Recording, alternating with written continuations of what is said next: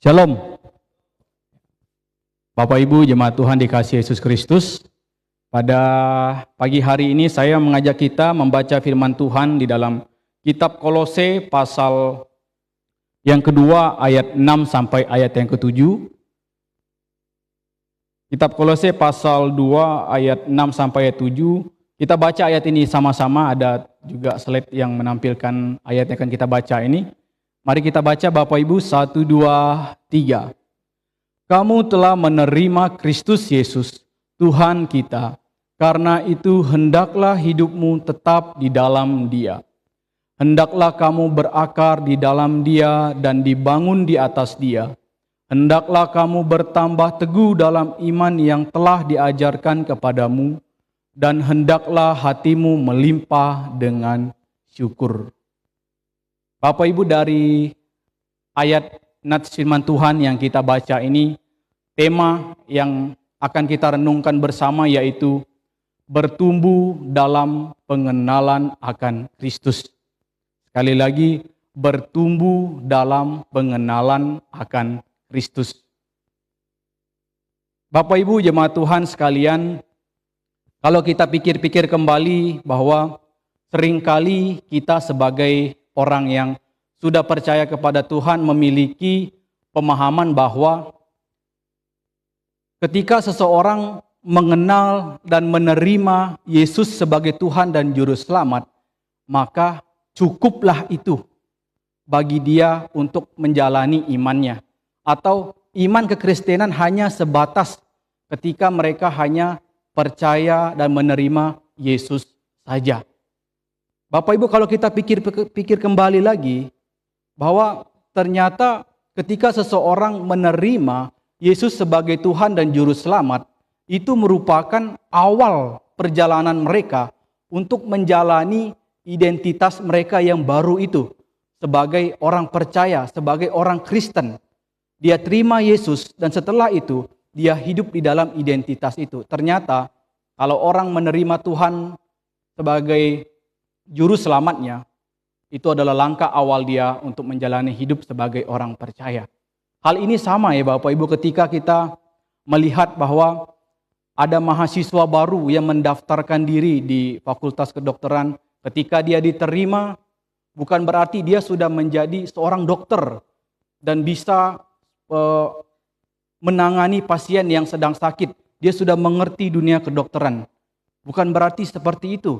Dia perlu belajar bertahun-tahun sehingga dia mendapatkan gelar sebagai dokter dan bisa dipercayakan untuk menangani pasien yang sedang sakit itu. Hal itu juga yang akan kita lihat di dalam kitab Kolose ini. Jadi kitab Kolose ini didirikan oleh seorang hamba Tuhan yang bernama Epafras. Jadi ketika Epafras di dalam perjalanan dia ke Efesus, dia mendengar khotbah yang disampaikan oleh Rasul Paulus. Ketika dia mendengarkan cerita tentang Yesus itu, Epafras membuka hati lalu bertobat dan menerima Yesus sebagai Tuhan dan Juru Selamatnya. Dan ketika dia bertobat, dia memberikan diri untuk menjadi pelayan Tuhan. Sehingga selama di Efesus itu, dia dididik oleh Paulus dan diajak oleh Paulus pelayanan. Sehingga ketika itu, dia kembalilah ke tempat asalnya, yaitu di Kolose. Ketika dia tiba di sana, dia boleh memberitakan Injil kepada orang-orang yang ada di Kolose. Ketika dia memberitakan Injil, ada banyak orang yang menerima Yesus. Mereka mengenal Yesus, sehingga mereka menjadikan Yesus sebagai Tuhan dan Juru Selamat. Yang pada akhirnya, kehidupan kekristenan di sana mulai mengalami pertumbuhan yang begitu pesat. Nah Bapak Ibu, suatu ketika Rasul Paulus ini dipenjara di Roma. Ketika dalam masa penjara itu, Epafras pergi menemui Rasul Paulus di Roma. Dan seketika dia di Roma, dia melaporkan kondisi jemaat yang dia dirikan di Kolose ini Bapak Ibu. Nah ketika Rasul Paulus mendengarkan apa yang disampaikan oleh teman sekerjanya ini, lalu dia mengerti semua tentang jemaat di Kolose ini. Kemudian dia menulis surat kepada jemaat di Kolose. Isi suratnya itu ialah teks kitab Kolose yang kita baca ini Bapak Ibu. Apa yang menjadi pesan Paulus ketika dia menulis surat ini? Yang pertama, kita lihat di dalam Kolose pasal 1 ayat 3 sampai ayat 14. Paulus melihat bahwa dia begitu bersyukur kepada jemaat di Kolose dan dia juga menaikkan doa kepada mereka. Paulus melihat bahwa iman mereka kepada Yesus Kristus semakin teguh, mereka semakin banyak yang percaya kepada Tuhan. Lalu mereka hidup di dalam kasih kepada sesama, seperti yang diajarkan Yesus tentang kasih itu. Lalu dia berdoa kepada jemaat di Kolose, supaya mereka dipenuhi oleh hikmat Allah. Selain daripada itu, dia juga berdoa supaya jemaat di Kolose berbuah dalam pekerjaan yang baik. Dan yang terakhir, dia berdoa juga supaya jemaat di Kolose ini bertumbuh dalam pengenalan akan Allah. Bapak Ibu, dia berdoa kepada mereka supaya mereka bertumbuh dalam pengenalan akan Allah. Kalau kita ingat kembali, jemaat di Kolose ini mereka baru saja mendapatkan berita tentang Yesus Kristus. Dan ketika mereka mendengarkan berita tentang Yesus Kristus, kita boleh pastikan bahwa jemaat ini bisa dikatakan sebagai bayi rohani. Karena mereka baru saja menerima tentang Injil itu. Lalu Paulus melihat bahwa masih ada yang harus mereka pahami lagi. Lalu dia menulis lagi setelah itu. Ketika dia menulis, kita lihat pesan yang Paulus sampaikan di dalam Kolose pasal 1 ayat 15 sampai 23 itu. Dia mengajarkan kepada jemaat di Kolose bahwa Yesus adalah gambar Allah yang tidak kelihatan. Yesus adalah pencipta segala sesuatu. Yesus adalah pemelihara segala sesuatu. Yesus adalah kepala gereja. Yesus yang pertama bangkit dan hidup abadi.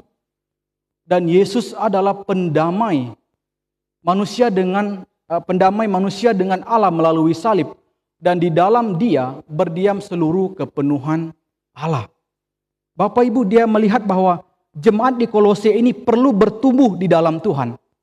Supaya mereka bertumbuh di dalam Tuhan, pengenalan akan Allah, maka dia mempertegaskan kembali, yaitu memperkenalkan Yesus Kristus kepada jemaat di Kolose.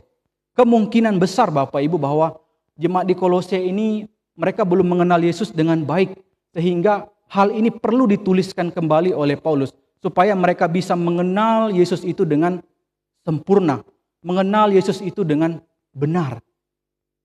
Lalu kita bisa lihat di dalam ayat yang kita baca ini. Setelah kita memahami ayat sebelum teks yang kita baca ini Bapak Ibu, dan ketika kita telah mengertinya, barulah kita bisa lihat kembali di dalam ayat ini. Yaitu di dalam ayat yang ke-6 pasal 2 itu. Yang berkata, kamu telah menerima Kristus Yesus. Kata menerima di situ diambil dari bahasa Yunani. Yaitu parelabete. Parelabete itu memiliki sebenarnya makna yang lebih dalam daripada itu. Yaitu menerima dan berpegang teguh kepada Yesus Kristus. Jadi ketika mereka mendengarkan Injil, lalu Paulus mengirim surat melalui Epafras, dan mereka mengenal Yesus sebagai Sang Pencipta, mengenal Yesus sebagai pendamai manusia dengan Allah. Mereka harus berpegang teguh pada pesan yang disampaikan itu. Setelah mereka berpegang teguh pada pesan itu, kita lihat teks setelahnya, yaitu hendaklah hidupmu tetap di dalam Dia. Kata hidupmu itu juga Bapak Ibu memiliki makna yang sebenarnya jauh lebih dalam. Yaitu diambil dari bahasa Yunani, boleh dikasih besar. Ya, diambil dari bahasa Yunani yaitu perapateite. Perapateite, ya betul ya. Ya, peripateite. Yaitu dari kata peripateite itu memiliki arti terus berjalan atau terus menjalani hidupmu di dalam Dia. Yang artinya ketika mereka sudah mendengarkan Injil tentang Yesus Kristus, mereka harus berpegang teguh pada itu. Lalu mereka harus berjalan di dalam kebenaran itu Bapak Ibu. Tanpa adanya keraguan. Mereka tidak boleh ragu terhadap apa yang mereka terima dari pengajaran rasul-rasul itu. Pengajaran daripada murid para rasul itu. Mereka harus berpegang dan berjalan di dalam ajaran itu dengan sungguh-sungguh. Itu yang disebutkan di dalam teks pasal ayat yang ke-6 ini. Lalu kita lihat di dalam ayat yang ke-7. Ayat yang ke-7 menjelaskan kembali kepada tema kita, yaitu bertumbuh dalam pengenalan akan Kristus. Bagaimana kita bisa bertumbuh dalam pengenalan akan Yesus? Yang harus kita lakukan adalah, hendaklah kamu berakar di dalam Dia dan dibangun di dalam Dia.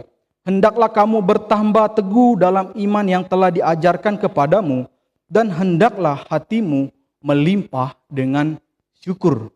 Tentu ada alasan kenapa Paulus berkata melimpah dengan syukur. Nah, Bapak Ibu, ternyata kalau kita mau bertumbuh mengenal Tuhan, maka kita harus tinggal dan berakar di dalam Dia. Berakar dalam Dia ini berarti kita memiliki pengetahuan dan pemahaman yang memang berasal daripada Yesus Kristus. Apa yang Yesus Kristus ajarkan, maka itulah yang kita pegangkan. Jangan pegang pada pemahaman yang disampaikan orang lain, tetapi itu berbeda dengan apa yang disampaikan oleh Yesus. Jangan berpegang pada itu. Ini yang disampaikan oleh Rasul Paulus kepada jemaat di Kolose.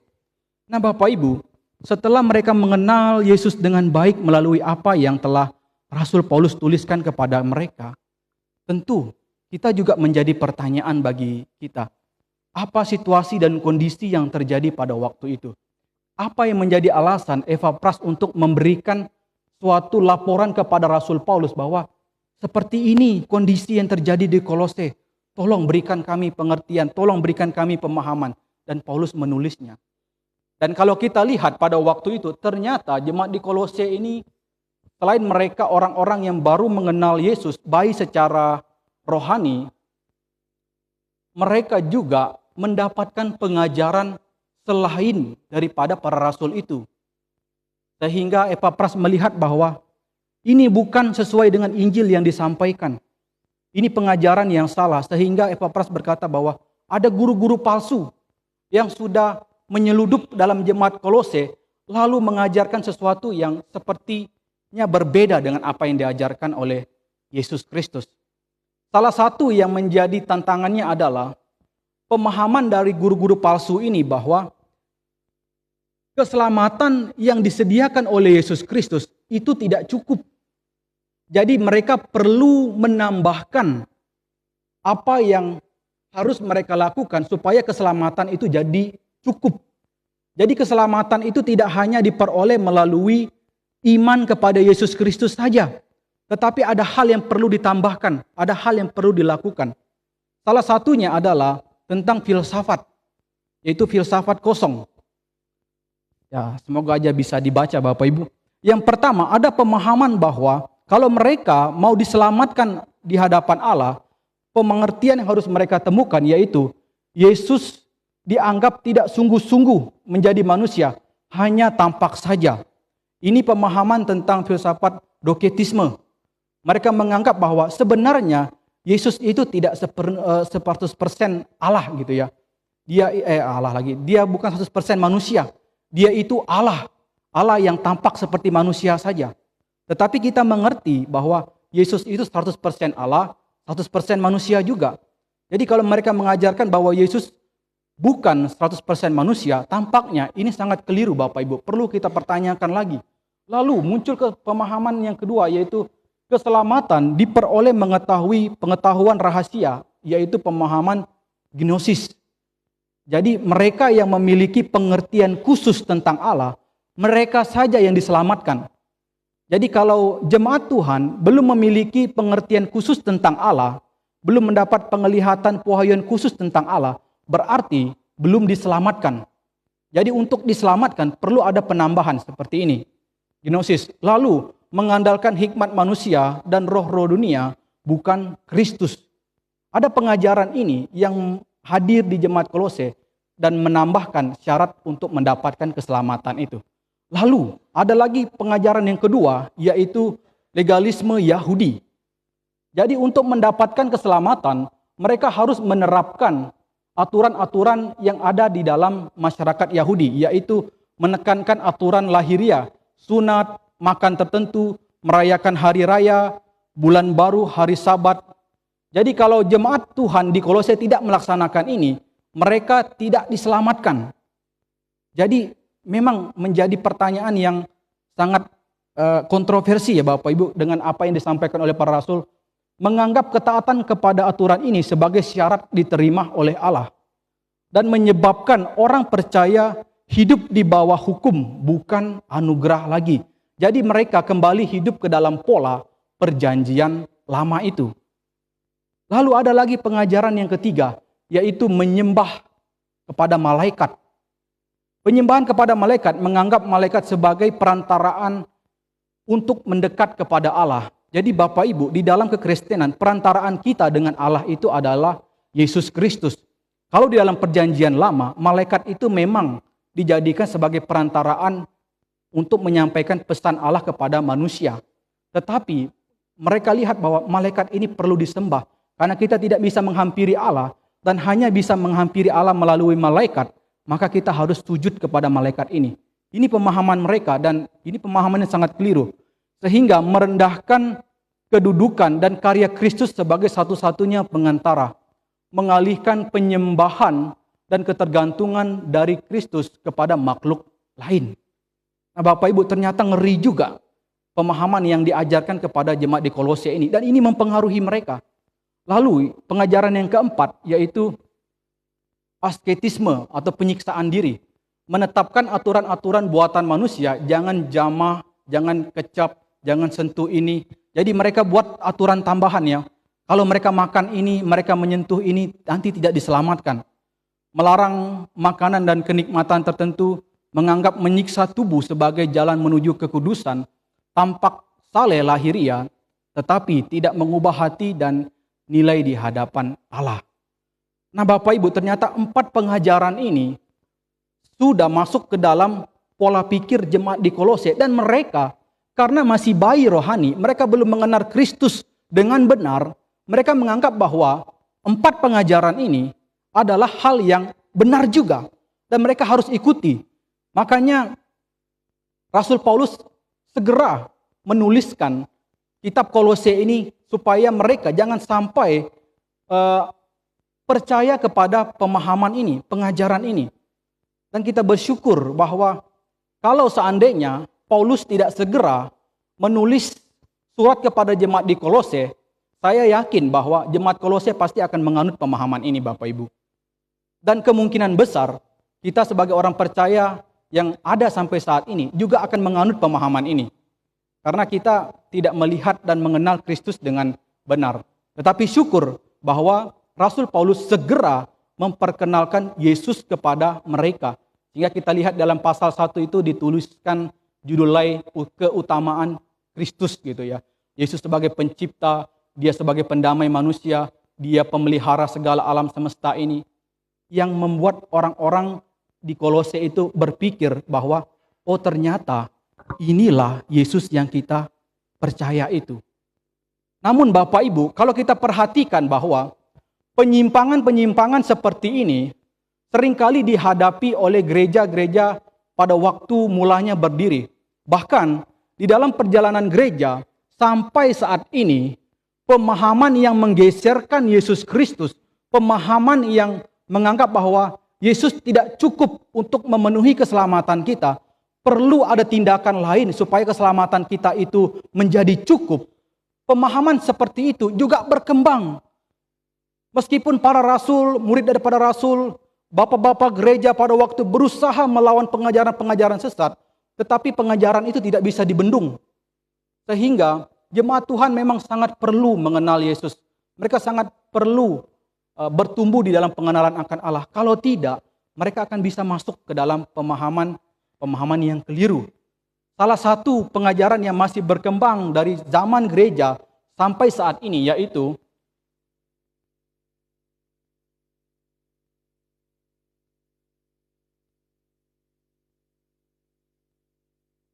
ini. Ada pemahaman bahwa keselamatan ditambah dengan perbuatan. Pemahaman ini masih berkembang sampai saat ini. Sehingga mereka harus membuatkan aturan, ritual, syarat manusia sebagai jalan keselamatan. Oleh karena itu Bapak Ibu, Kalau kita pikir-pikir bahwa memang banyak sekali pemahaman yang berkata bahwa iman kepada Yesus saja tidak cukup untuk menyelamatkan kita. Kita perlu melakukan suatu tindakan ritual khusus supaya diselamatkan. Pemahaman itu masih ada sampai saat ini. Lalu ada lagi yang memahami bahwa mengukur kerohanian dengan pengalaman. Pengalaman spektakuler dijadikan sebagai ukuran rohani, bukan ketaatan kepada Allah. Jadi pada waktu itu, kalau kita ketika percaya kepada Yesus tidak mengalami pengalaman bersama dengan Tuhan yang luar biasa, misalkan mujizat seperti itu ya, kita berdoa dan mujizat Tuhan terjadi, dan kita lihat itu bahwa ketika kita berdoa sebaliknya tidak terjadi mujizat, berarti kita belum diselamatkan. Jadi untuk melihat apakah kita diselamatkan, maka harus ada kuasa Allah yang terjadi dengan begitu hebat. Nah Bapak Ibu, pemahaman ini seringkali mempengaruhi kita orang percaya, bahwa ketika kita berdoa, lalu doa kita seolah-olah tidak dijawab. Saya yakin bahwa pasti akan ada pertanyaan di dalam hati kita, apakah Allah berkenan di hadapan saya, atau saya berkenan di hadapan Allah, sehingga doa saya ini tidak dijawab gitu ya, atau dijawab seperti itu. Itu sering kali menjadi gangguan pikiran kita, lalu membuat kita ragu terhadap Tuhan. Bisa saja Allah tidak senang dengan saya, Allah tidak suka dengan saya, atau saya yang mungkin terlalu jahat untuk Tuhan, dan tidak ada kasih Allah bagi saya, seperti itu. Pemahaman ini seringkali muncul Bapak Ibu. Lalu yang ketiga adalah mengagungkan pemimpin rohani. Pemimpin dianggap lebih suci atau lebih benar daripada firman Tuhan yang seharusnya menjadi standar. Kalau kita perhatikan, banyak sekali gereja-gereja yang berdiri bukan karena kebenaran firman Tuhan, tetapi karena seorang pemimpin. Jadi ketika pemimpin itu berkata, saya mendapatkan penglihatan dari Tuhan, saya digerakkan oleh Roh Kudus, lalu yang disampaikan itu meskipun dia bertentangan dengan firman Tuhan, tetapi menganggap bahwa itu tetap benar. Sehingga jemaat tidak lagi melihat Alkitab sebagai standar, tetapi yang dilihat adalah apa yang menjadi pandangan dari pemimpin gereja itu. Kalau pemimpin gereja itu bilang ini yang benar, maka itu dianggap mutlak 100% benar dan tidak perlu diragukan. Sehingga firman Allah diabaikan Bapak Ibu. Pemahaman ini sebenarnya juga bertumbuh sampai saat ini. Lalu ada Injil kemakmuran. Kristus dicari terutama karena berkat kekayaan dan kesehatan, bukan karena siapa dia. Banyak gereja berdiri dan mereka menawarkan berkat. Jadi yang mereka khotbahkan bukan lagi tentang Yesus, bukan lagi mengenal siapa Allah, tetapi bagaimana mereka bisa hidup sukses dan menggunakan Allah hanya sebagai alat mereka untuk mencapai kesuksesan itu. Bukan lagi untuk memuliakan Allah melalui apa yang mereka terima dan capai itu. Lalu ada sinkritisme, mencampur iman kekristenan dengan praktik atau kepercayaan lain selain daripada Kristus. Kalau ini saya yakin bahwa kita sering kali ketemu ya Bapak Ibu. Waktu teman saya pelayanan di Kubar, dia mendengarkan dari jemaatnya bahwa ketika mereka selesai ibadah, jemaatnya itu pergi genjong anaknya yang sedang sakit. Lalu Pak Gembala pergi bertemu dengan jemaat, kenapa dia pergi menduakan Tuhan? Lalu jawabannya apa? Dia memohon bantuan supaya Allah itu dibantu seperti itu. Jadi kuasa Allah itu tidak cukup menyembuhkan dia. Supaya anak ini cepat sembuh, maka Tuhan itu perlu bantuan dari genjong itu supaya anaknya cepat sembuh Bapak Ibu. Nah ini salah satu pemahaman yang sudah bercampur aduk. Jadi sudah menduakan Tuhan di dalam hatinya. Bahkan kita bisa lihat sampai saat ini. Budaya seringkali menggeserkan Allah di dalam hidup mereka. Dan melihat bahwa kebenaran yang sejati itu adalah dua-duanya harus bersatu. Sebenarnya gelap dan terang tidak dapat bersatu. Dan hal ini yang terjadi sampai saat ini Bapak Ibu. Dan kalau kita tidak mengenal Yesus dengan sungguh-sungguh, tidak bertumbuh di dalam Yesus, saya yakin bahwa kita pasti akan menganut pemahaman-pemahaman ini Bapak Ibu. Tapi bersyukur bahwa jemaat Tuhan di tempat ini boleh mengenal Allah dengan sungguh-sungguh, mengenal Allah dengan benar, sehingga tidak ada pengajaran dari pengalaman ini yang dimiliki oleh Bapak Ibu, atau pemahaman ini yang sedang dianut oleh Bapak Ibu. Saya yakin tidak ada. Dan pengajaran inilah yang juga menjadi alasan kenapa kita sebagai orang percaya harus bertumbuh mengenal akan Yesus Kristus, supaya kita tidak terpengaruhi oleh pengajaran yang keliru. Melalui firman Tuhan ini Bapak Ibu, kita bisa melihat bahwa kesimpulan dan penekanan daripada teks yang kita baca ini mendorong jemaat Tuhan supaya semakin kita mengenal Yesus Kristus, semakin kita hidup di dalam Kristus. Semakin kita hidup di dalam Kristus, semakin kita teguh dalam iman, tidak mudah disesatkan, dan semakin memuliakan Allah. Sehingga kita kembali lihat di dalam ayat yang ke-7 tadi. Paulus berkata, mengucap syukur atau melimpah, ya, hendaklah hatimu melimpah dengan syukur. Ternyata kenapa disebutkan dengan kata syukur, bahwa untuk mendapatkan keselamatan itu cukuplah Kristus. Tidak perlu ditambah-tambah lagi dengan tradisi Yahudi, dengan mungkin aturan-aturan gereja yang menambahkan bahwa untuk selamat dia harus melakukan ini, melakukan itu. Tidak seperti itu Bapak Ibu. Keselamatan sudah cukup hanya di dalam Yesus Kristus. Dan ketika dia terima Yesus Kristus sebagai Tuhan dan Juru Selamat, itu adalah awal daripada perjalanannya hidup di dalam iman kekristenan itu. Kenapa kita perlu bertumbuh mengenal Tuhan? Supaya kita mengerti apa yang menjadi standar Tuhan, apa yang menjadi kehendak Tuhan, sehingga kita hidup di dalam itu. Dan untuk mengenal Tuhan, Bapak Ibu, hanya satu sumber yang bisa kita menjadikan standar di dalam kita mengenal Yesus, yaitu melalui firman Tuhan atau Alkitab yang sudah kita terima ini. Di dalam Alkitab sudah cukup untuk memperkenalkan kita kepada Tuhan, kepada Yesus Kristus. Dan melalui pengenalan itu, maka kita akan mengalami pengalaman rohani juga. Dan ketika kita mengalami pengalaman rohani, pengalaman bersama Tuhan, kita perlu lihat kembali apakah pengalaman itu sesuai dengan firman Tuhan, dengan Alkitab ini. Kalau tidak sesuai, berarti bisa saja pengalaman kita itu bukanlah pengalaman yang mengajak kita bertumbuh dalam mengenal Tuhan.